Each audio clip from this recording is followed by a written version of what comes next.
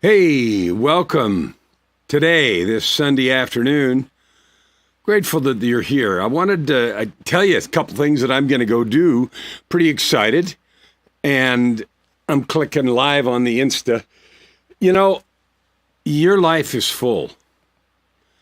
And sometimes when I think about going live, I think about, gee, I'm busy telling you what I'm doing in my life. And I'm giving you some observations that I think might be helpful. Social media, like this whole journey we've been on for the past since 2000, what, 6 or 7, 15, 16, 17 years, kind of interesting, right? We're sharing our lives and in some cases our shoe sizes and what we wear and what we're thinking, and we share with other people. And like, why would they care? Why would they know? Well, there may be reasons. We can follow influencers and people that are busy and doing good things. Well, I'm going to share some stuff with you today, and I'm hoping that it is valuable for you. I'm hoping that it's valuable. I don't in any way want to just waste your time. I'm getting ready. It's Sunday afternoon. I'm getting ready tomorrow to go to a private event with about 15 people, and it's very, very small. These 15 people come from an organization that's several thousand. It's a worldwide organization. Why are we going somewhere? We're going down to Baja, and we're going to meet for a week. And the purpose of that meeting is to explore one of my favorite topic, and that is how to add good to the world.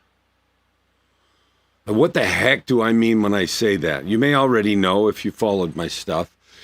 But adding good to the world is a choice that we can make every day. Adding good to the world. When you and I breathe, we add carbon dioxide, right? Part of life. But what else are we adding? You and I were creative machines. We create with every breath. We create with every smile or gesture. I went to church today. I always go, and I'm the ward. A ward is the name of our congregation. Our church uses the word ward, W-A-R-D, kind of like political wards in cities. But anyway, we have a ward, and I'm the ward organist. So I play for the hymns as the congregation sings. That's an assignment that I've done, and I've done that in many places for decades over all the years. And I love it. And it's one way I add good to the world. I love to play, and when I play, I think about the song, the verse and what it's telling, what we're singing about, and I try to play in an expressive and beautiful manner, and it's way different playing the organ than the piano, because piano, right, is if you play harder, it's louder, and the organ doesn't do that. The organ's got pedals and things, and so it's different playing them, and I'm not an accomplished organist like I am a pianist. I'm a really, really, really good pianist, but I'm pretty good on the organ, but not otherwise. But anyway, I try to do that to enhance the way that the song feels so that the people worshiping through the song have more worship, have more fun. It's more meaningful and all that good stuff. I'm sure you do the same. I'm sure you do the things that you do on purpose, powerfully, with love, with kindness, with a thought to do good. Now, sometimes we do stuff to make money. I'm running a book. I call it a book challenge. But my whole life is dedicated to the phrase, your ultimate life.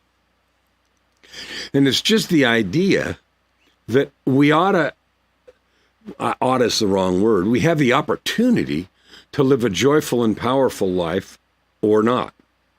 I saw a post on Facebook today from my good friend Jeremiah, who lives in Sedona, and I love him. Jeremiah is a beautiful person, and he wrote about something that's near and dear to my heart, something called breaking the cage. And he talked about prison. How do you know if you're in prison? Being in prison means you're prevented from doing something. And he talked about how you keep someone in prison, and his thesis was if they don't know they're in prison. if you don't know you're in prison. And I've used that theme so often, so long. I have a book, I have 20 done, and I'm working on number 21. You know that. And I have 4 more, actually, that are planned out over the next 25 and 26, 2 maybe in each year. And one of them is called Break the Cage. And that's what Jeremiah was talking about. He's saying, the best way to keep someone in prison is if they don't know they're behind bars. You're right. Except you and I know, we know when we're locked in a cage. And I love the cage metaphor, not because I like being there, even though I was for a long time, because in a cage, you've got, the bars, and you can see out there what you want. You can see the life you want. You can see other people doing what you think is living like you want to live. And you reach and you reach and you reach and you can't reach it. And it's so frustrating. Yet the truth about life, living your ultimate life, and I always use the words purpose, prosperity, and joy. The truth is you can have that anytime you want. You can open the cage door, dissolve the bars, and be free this instant. And when I talk about that, I used to think, yeah, but, that was my favorite phrase, yeah, but so-and-so is doing this, yeah, but I'm stuck in this circumstance. I'm stuck in this crummy job. I'm stuck in this crummy relationship. I'm stuck with these crummy addictions or habits. I'm stuck with these difficult beliefs that I have about myself. What beliefs do you have about yourself? Here were my favorite ones. I'm not good enough. I'm not worth much. I'm an imposter. And we all hold those. I'm alone. I don't have any support. And some version of all those. I felt those all the time. I don't anymore. Something dramatic happened to me in 2007, now 17 years ago. It's hard to imagine as I sit here and say 17 years ago. I feel like it was yesterday, but some things changed for me that it didn't fix my life, but it allowed me to put on different glasses. It allowed me to see, wow, I'm locking myself up here. I'm keeping myself down. Every time I start climbing, I knock my own ladder down. I do. Why am I doing that? What do I believe that gives these negative things, these chains? Jeremiah talked about chains, that give these chains or bars or this pain. What am I doing that gives that so much power? What am I believing about myself? Well, it turns out that what I was believing was not true. Here's some truths that I know about both of us. You're a divine being. God made you and me. He didn't do it for a game or for a joke. He did it for us to have fun, enjoy life, to have joy. But the way we have joy is already built into us. Not what we do. Like, I like music, I play, and I run a recording studio. I own a recording studio. I love writing music and singing songs and writing books and coaching and helping people see. That's what I love to do.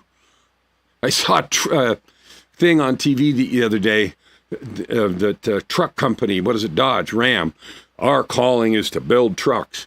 And I thought, yeah, it is. My calling, Kellen. I look in the mirror, my calling is to love people, help you create what you're meant to create, help you create purpose, prosperity, and joy in your own life. And I think I chose that calling, or it chose me, because of my own journey. I lived chasing the dream, the rainbow, the brass ring, for decades, and I caught it. I caught it. I got money and position and power, and it wasn't happy. It wasn't enough. It never is. Because we can never get enough of what we don't need, because what we don't need doesn't satisfy us, right? It doesn't.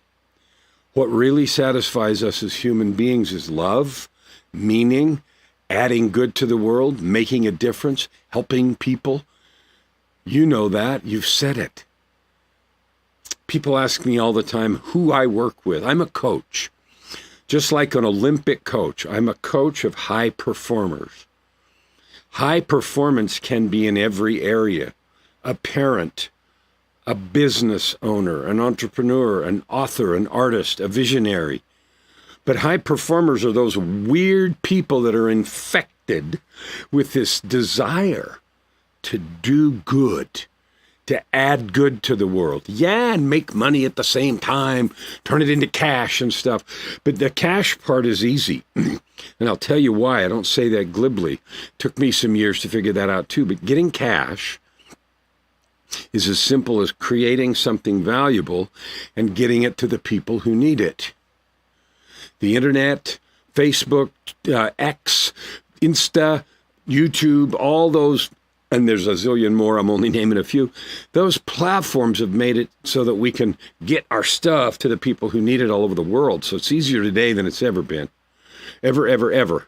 Whether you're making physical products, writing books, writing songs, or whatever, the music industry's completely changed. Back when I first started my recording studio in the 80s, you know, there were record companies and you had to get a A&R rep and you had to get a demo to them and they had to, you know, trying to get a deal signed and all that stuff.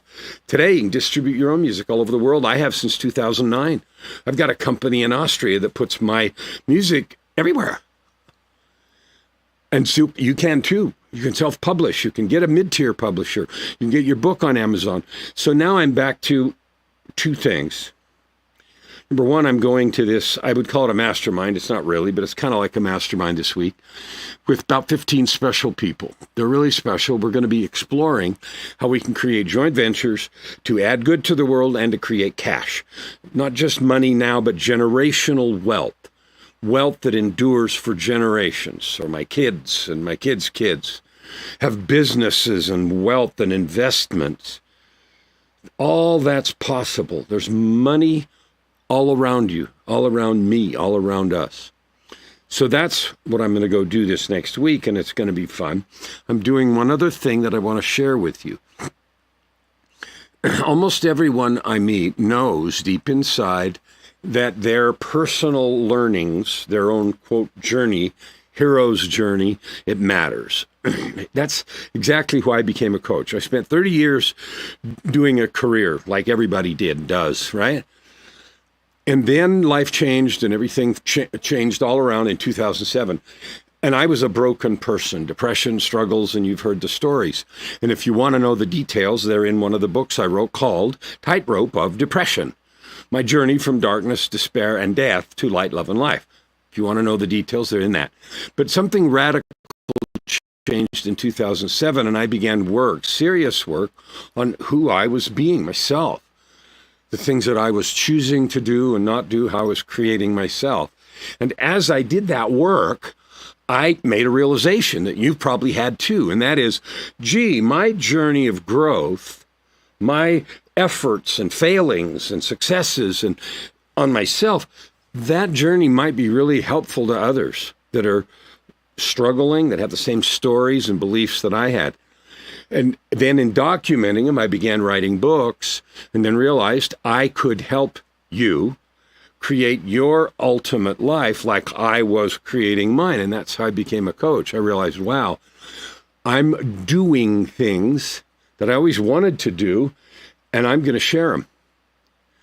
And so that's why I became an author and a coach, and all the things that I'm doing today is to share all that stuff that happened. In that context, on November 12th, I'm running a challenge. It's free. I don't usually do very many free things, not because I don't like giving stuff away, because I do, but because people don't come unless they pay just a little bit for a ticket. But this is called DreamBuildWriteIt.com. So go there, DreamBuildWriteIt. DreamBuildWriteIt.com. And it is a 5-day thing to help you learn to identify and document your growth. I call it a book challenge because often we think about writing a book, putting that in the context of a book. But it's also programs and a keynote speech you might want to give if you love to speak.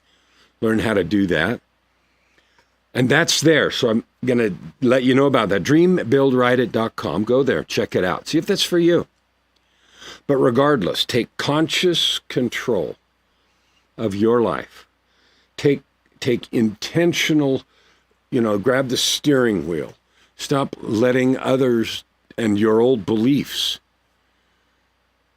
those old beliefs we have, they don't serve us. So the new and real beliefs is you're divine, you have capability, you have possibility, and nobody's going to develop it for you. It's yours and yours alone to grab. My work in this world now is to help you, to be a coach. I am the ultimate alchemist, part science, part magic, to change your trajectory if you want it. A coach is absolutely useless to someone that doesn't want to be coached, right? That's totally useless. A coach is really valuable for an athlete, a vocalist, a musician, an artist who's looking to grow. So people say, oh, who do you coach? I don't coach anybody that needs one. I coach people who are dying to have a coach to take them to high performance. A high performance coach. I learned the hard way, and that has been me. I offer it to you. DreamBuildWriteIt.com if you want to write a book or create a program. Otherwise, I'd just love to hear from you. I'd love to meet you. I love connecting with people because one of the things that's happened is I've learned that I love people. Oh, I love hearing your stories and getting to know you and figuring out who you are and what you're trying to do. Kellen Flukiger Media, that's a URL that's on the screen. If you want to know more about what we're doing or get to be able to connect, there's a way to connect there. Go there. Check it out. Kellen Flukiger Media. It'll tell you what we're up to and different things that we might be able to do together. I love you. Whoever you are, you're yearning to add good to the world. You're amazing. You're amazing. Keep being amazing. I'd love to connect with you. Go to KellenFlukigerMedia.com. We'll see you.